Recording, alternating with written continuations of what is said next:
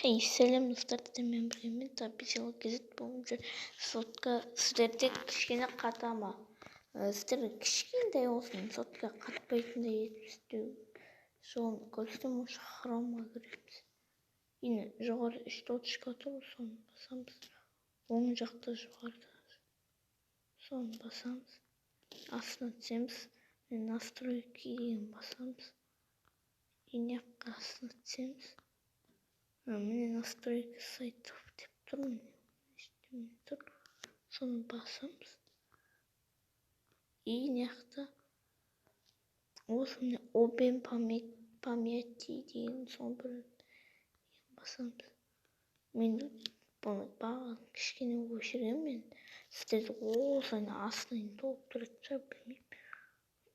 Бірден өшіру астында удалить все данные деген жазасыз, ал бір штуктан өшіру үшін мына ішіне кіріп бірден өшіресіз. Кішкене сотқа қатпайды.